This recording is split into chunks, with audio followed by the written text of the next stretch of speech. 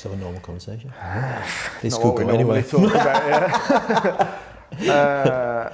Okay, mate. So today I am joined by Andrew Caldwell, who is, well, in fact, I'm going to let Andrew tell you how we are involved and what he does. Andrew, very formal. Andrew, Andy, or there's a few other names. Well, we I suppose go back to day one, don't we? Yeah. That a mutual friend and colleague of ours asked me to become involved with sponsorship of you. You were just starting out on your professional career then, and I'd worked in quite a different group of sports, I suppose at a fairly elite level, and at that point MMA was in its infancy. Yeah. In terms of, I suppose, S&C work and the research that we've now got, Brendan asked us to get involved with you from a sponsorship perspective, providing S&C, physio, to just take you up to that next level. So it goes back all the way to then. Over the years, I suppose I've assumed more of a performance specialist role with you, where we look at S&C, physiotherapy, recovery, every aspect of performance related to MMA with you, really, to try to optimise your performance relative to your sport and take the best parts of, I suppose, the experience I've had with other sports into MMA. Now, we're fortunate now that around about 6 or 7 years ago, the UFC Performance Institute, led by, great guy Duncan French and the team out there, started to produce data which we could translate to you specifically. So ever since that first iteration of the UFC Performance Institute blueprint, which I think you actually got hold of and sent to me, you beat me to the post, didn't you, on it? And we've been trying to align your weight class data to what the UFC Performance Institute have been putting out since that point. And we're not far off, are we? Yeah. So from that perspective, that's been really influential for us and the work that we do together. Yeah. I mean, Andrew's been, I keep calling him Andrew, being a professor, and he's been very professional and humble. He's helped me many ways. We, as he said, go back a very long time. One of the biggest things that I've taken from yourself and our relationship and your education is sports injury prevention. And like, I just wanted to ask, like, if you could, for the people watching, how important is incorporating injury prevention into not only like professional level sport, but sport full stop? And like, how can somebody gain that information, or like learn about that? I think over the years, particularly with MMA, that whole research side of things has massively evolved across other sports. It's been there for a much longer period of time. That just really reflects, I suppose, the development of MMA on the landscape.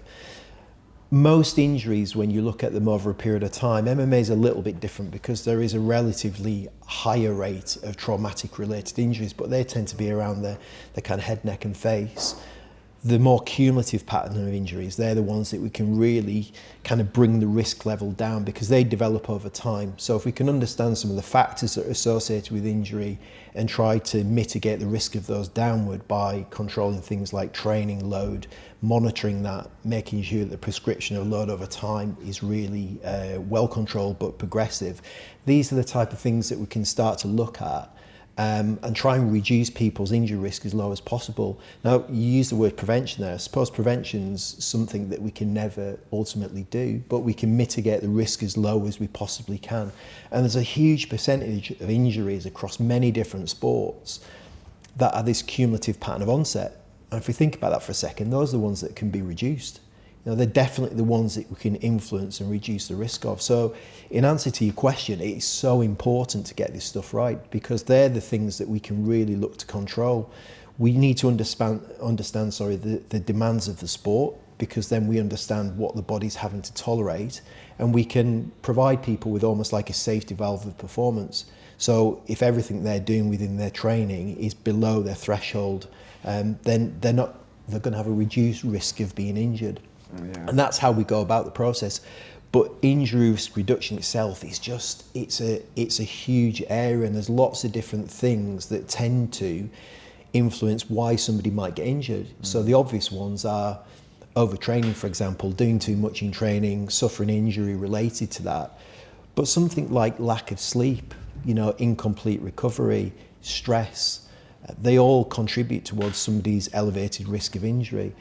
Specific to MMA, a weight cutting athlete, when we start to see the weight cutting process occur, we know there's a higher risk of injury in that period of time when there's a calorific deficit. So we have to be really specific to the sport, and that's a lot of the work that we apply with yourself. Yeah. I like to refer to it as the Wilde days, before, like you say, the Performance Institute put out the data and stuff, but training load was definitely a big one for me. When I think back to the Wilde days, it was a case of you turn up and you go hard every session, whether that be sparring, jiu-jitsu, whatever it would be. It was that, and I'm talking like 8-10 years ago. So I was quite new to the sport and a lack of education until I'd started working with yourself. So that was that's what I got from you massively, and we've balanced out training much better over the years, to the point where I'd say we've near on got it perfect now, and I'm performing to the best of my ability nowadays, and as minus the last fight, it has been showing, so I think that's evolved over time, hasn't it? Because obviously when we first started, you were younger, not so young anymore. I know. So we've kind of more recently adapted your training around that as well, haven't we? Yeah. Based on your advancement through the sport and maybe injuries that you've picked up along the way, we've had to make some adaptations. But I think overall, you've just become a smarter, more intelligent, more informed athlete that has used the information that I've given you and others to your benefit, really. No, definitely. So, as you said, you work with other sports, high level golf. You've worked with like triathletes, like cyclists, etc., etc. How would you compare working with a fighter, or perhaps even not a professional fighter, because you've worked with different levels of fighters, an MMA or a combat athlete, compared to say another sport, golf or a runner? I think my experience does it differentiate even? Sorry to interrupt. Yeah, it does. We have to be really specific to the sport because the demands are somewhat different. There's some underlying principles across many sports that you can apply across the board. So good recovery is good recovery, irrespective of what you're doing. So as long as you've got those factors in place that we know help an athlete, irrespective of their sport, recover better, then that in some way is going to be more beneficial.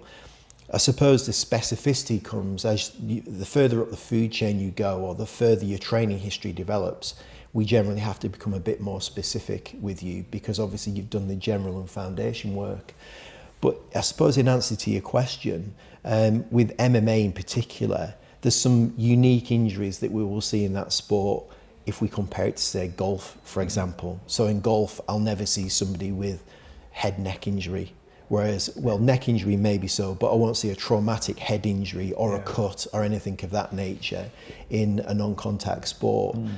So we do need to be specific to the sport. We need to understand the biomechanics. We need to understand, you hit on it before, the training loads. And the thing about MMA that's changed over a period of time is athletes, MMA athletes that is, are becoming much more aware of balancing their training load through the week. If we go back to when we first started, there was a lot of red line, and less fluctuation of that training load through the week. So often in MMA, this is one of the few sports that you probably see it. You will get an athlete that is actually overreached or overtrained because of the amount of different sessions that you guys have to go through the week, and the cumulative nature of that through the week. And it's pulling all of that together really to kind of balance your wrestling to your jits to your striking, and making sure that there's this undulating load period through the week that allows you to get to the end of the week, get all of the positive adaptations from your training, and don't get injured. Yeah, no, definitely. And just so people can be aware, what is some of the kind of work, not injury specific, but some of the kind of work that you can hands-on do, and a physio in general, a good sports professional physio, can help with a fighter? Like how would that look in a session, and how could you plan or prep or give them work to do with themselves? I think, guide them on. Sorry. Yeah, most people know a physiotherapist from the hands-on work that we do. So that's a range of techniques from soft tissue work to manual work to manipulation. We've got, as a profession, a very heavy bias towards exercise prescription, for example. Although that's quite variable depending on the healthcare practitioner that you might see. I've got some extended skills in strength and conditioning, so I tend to bring that into my practice a lot more. Yeah, whereas perhaps another physio might favour the hands-on work and exactly. stuff. That's just the style of the physio. Yeah, and that's why I call it practice active therapy for that reason. It's a much more active form of treatment and philosophy that I take with the athletes that I work with, because I personally think that is so valuable, this transition from, yes, we can give you hands-on work, but I'm always looking to try and get people off the bed as quickly as possible, because the reality is we need to get you back to your sport, back to your activities as quickly and as safely as possible, and lying on a bed isn't going to achieve that. It will help us in the recovery sense. Each week we see you've had a full week of training come Friday, almost. There's normally something hurting. There's normally something, yeah. There's normally something that we're trying to just get to feel that little bit better, get you recovered so you can keep that quality. So the regular contact points are, they're about obviously the hands-on work that we do that's really valuable, but it's also a touch point for us to make discussions on reflection on the week, adjustments that we need to make. The benefits that people will get then, I suppose, is that they'll generally get more from their training and get injured less. Those would be the two primary benefits. There's an injury risk reduction, as you mentioned there before, and there's also the performance angle. So we can hopefully mitigate their injury risk down and bring their performance values up. And if we're doing that, we're being pretty successful.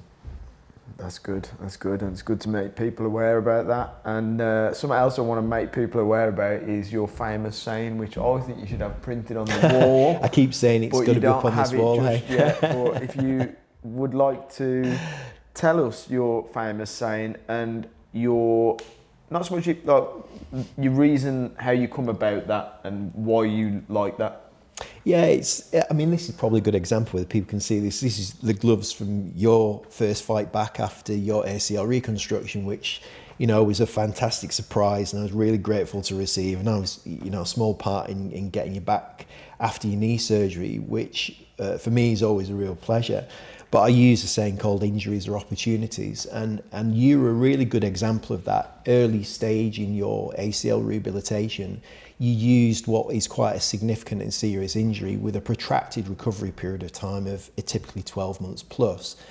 And in that first window, you thought, okay, well, I can't do X, Y, and Z that's specific to MMA, but what I can do is calisthenics. So you then started to apply yourself and use that opportunity whilst you're injured to really, really craft a skill in calisthenics, which you now continue within your training. And that was developed off the back of being injured. Yeah. So whenever people have injuries, it often presents opportunities for them to be doing slightly different things. That's the first angle.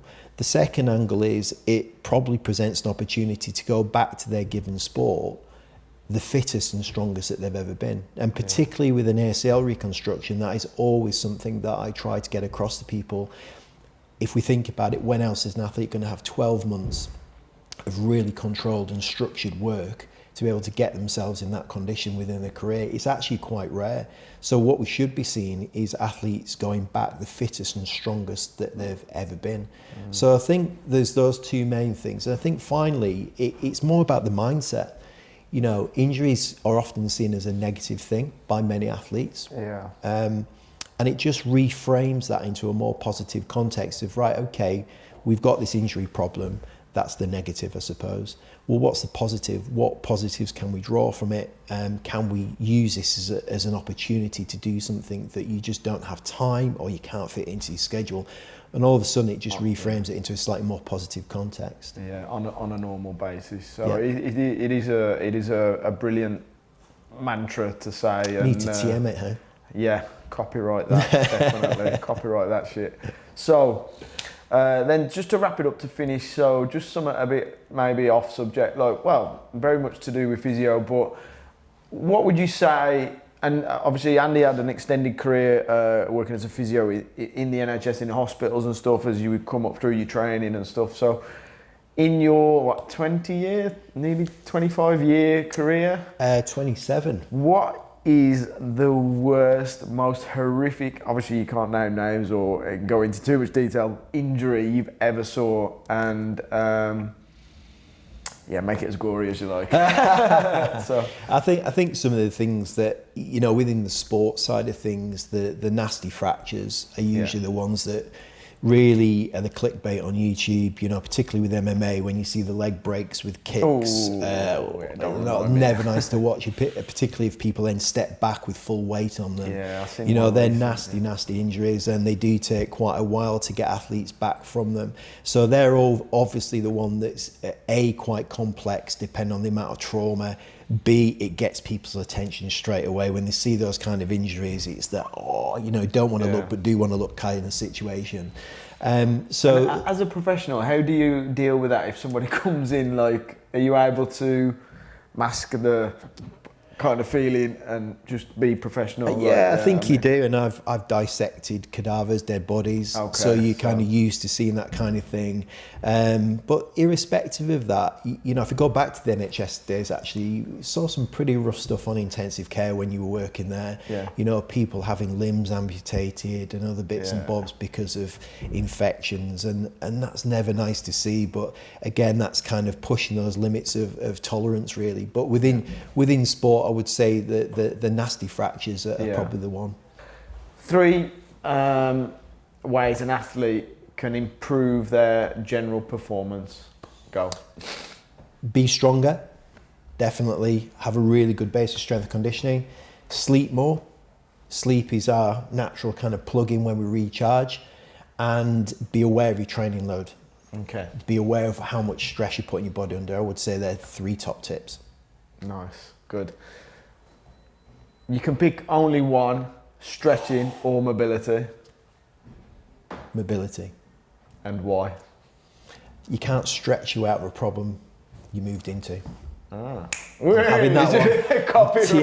I'm in that one. We've touched on sleep many times, and we know the importance of sleep, but why would you say sleep is probably like the number one tool for recovery? What in a nutshell, give people the information they want to hear? I think most of all it's overlooked. The importance of it is massively overlooked, and people's sleep hygiene just generally isn't kind of good enough. So it's where our bodies kind of recharge, recover, regenerate. And it puts us in line with the day-night cycle, the circadian rhythm most people know about. So if we're getting good regular sleep that's specifically driven, it's high quality, it's not necessarily the duration, it's more down to the quality, then we start to express all sorts of really useful stuff that's valuable for recovery, like growth hormone, testosterone. We tend to get that kind of nice cortisol spike that wakes us up in the morning, gets us stimulated and ready to go. And basically that's all centered around a kind of efficient sleep cycle. So you go through phases or patterns of sleep. They're roughly equivalent to kind of 90-minute football games, and you're wave in and out of them, and it's that deeper kind of patterns of sleep that are particularly useful for regeneration and recovery. So if you don't get into them, then you're going to exit your sleep cycle not fully recovered, and you don't tend to feel refreshed by your sleep, and then that kind of knocks into the next day and the next and the next. So sleep is probably one of the most under-recognised and valuable tools for recovery that's out there. An everyday athlete, in your recommendation, how much sleep should they get compared to a professional athlete? I think it's probably going to differ slightly because of the demands from the professional athlete, but anywhere between 7 to 9 hours would be valuable for most people, whether they're an athlete or not, really. I think the key thing that we try to introduce with you and with other athletes is the use of a nap in the day, which is 20 to 30 minutes, and you can combine, people call it a nappuccino, where you have an espresso just before you go to sleep. The half-life of caffeine is just kicking in about 20 to 30 minutes, so actually it doesn't affect your sleep pattern. but what it will do is kind of wake you up with a little bit of stimulant. And you need to be careful with that, because you don't really want caffeine going into your system 8 hours before you actually go to bed. Yeah, so it's got to be early enough in the day, around about lunchtime, maybe 1 or 2 o'clock at the latest, for that not to risk your sleep pattern later in the day.